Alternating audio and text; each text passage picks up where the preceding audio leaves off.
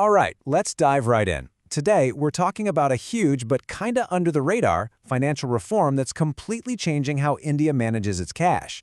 It's called just-in-time funding, and trust me, it's the hidden engine behind some of the economy's biggest headlines. Okay, so let's kick things off with this quote from the latest economic survey. You know, when global rating agencies give a country's credit rating a thumbs up, it's a massive vote of confidence. And a huge reason for that confidence is this new strategy for building some serious fiscal muscle. A strategy that's only possible because of the clever financial reforms we're about to get into. So what exactly is this strategy? Well, at its heart, it's a real high-wire act. It's about trying to balance two goals that seem like they should be complete opposites.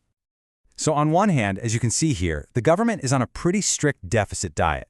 I mean, after peaking at a massive 9.2% of GDP during the pandemic, the fiscal deficit has been slashed by almost half, and is a clear target to push it down even lower. This is what the experts call fiscal consolidation. Now, here's the really wild part. All that belt-tightening hasn't come at the expense of investment. Nope, it's actually the opposite. Capital expenditure, the money we spend building things like roads, ports, and railways, has actually shot up as a share of the economy. So that's the core strategy right there. Be disciplined with the day-to-day spending so you can invest more in the country's future. But to actually pull that off, the government first had to fix a major leak in its financial plumbing. We're talking about a system where huge amounts of money were just sitting around, doing absolutely nothing. See, for years, India operated on what was called a credit push model. The central government would just transfer these massive lump sums of money in advance to all the different agencies on the ground that run government schemes. Sounds simple enough, right? But oh boy, did it create a huge problem.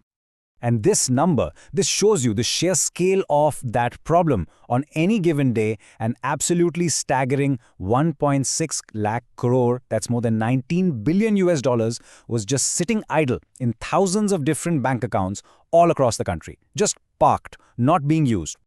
So here's the real kicker: the cost of all that idle cash. As the economic survey points out, it wasn't just inefficient. The real pain was the opportunity cost. The government was paying something like 7% interest on money it had borrowed, only to have that exact same money sit in some bank account earning next to nothing. It's like taking out a loan and then stuffing the cash under your mattress. It just makes no sense.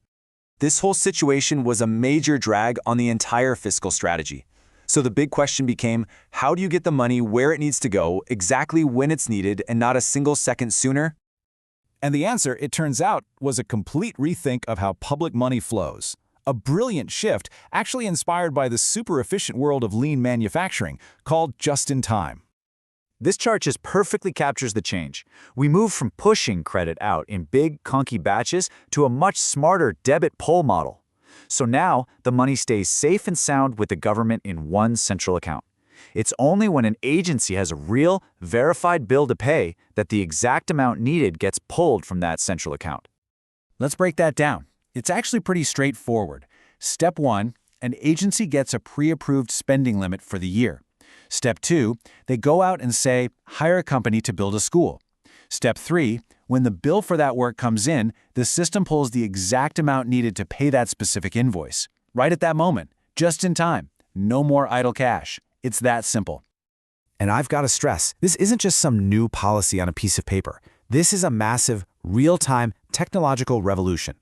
The whole thing is powered by these incredibly sophisticated platforms like Snae's Sparsh and the Treasury Single Account that digitally link every single level of government, from the top treasury down to the smallest local agency.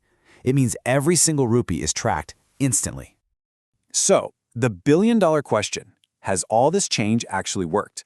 Well, the numbers are just staggering. They really do speak for themselves. Just look at this timeline. The amount of idle government cash that was just floating around in the system has gone into an absolute freefall. It went from over 1.6 lakh crore down to just 0.4 lakh crore. That's a reduction of over 75% in less than 2 years. I mean, that is a truly dramatic result. And the fiscal payoff here is huge. For starters, the government is saving a ton of money on interest costs because it just doesn't need to borrow as much. It also makes it way easier to trace every rupee, which helps prevent funds from getting lost or misused.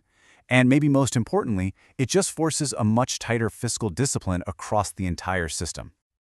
Okay, so let's zoom back out for a second and connect all these dots. Because this isn't just about some clever accounting trick. This reform is a really critical piece of India's entire economic puzzle. And this, right here, is the key takeaway. Just-in-time funding isn't just some boring administrative tweak. It's the bedrock, the very foundation, that makes that whole credible consolidation strategy, that high-wire act of cutting the deficit while also boosting investment, even possible. It's what frees up the money and creates the space needed to invest in growth. And, it doesn't work in a vacuum either. JIT is part of a whole suite of big structural reforms, everything from making subsidies more efficient with direct benefit transfers to streamlining the tax system. They're all designed with one goal in mind, to improve the quality and the efficiency of public spending.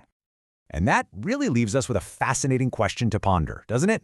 The story of just-in-time funding proves that fixing a process that seems really technical and boring can actually have a massive, game-changing economic impact. It really makes you wonder what other invisible inefficiencies are still out there just waiting to be fixed. What else could we unlock?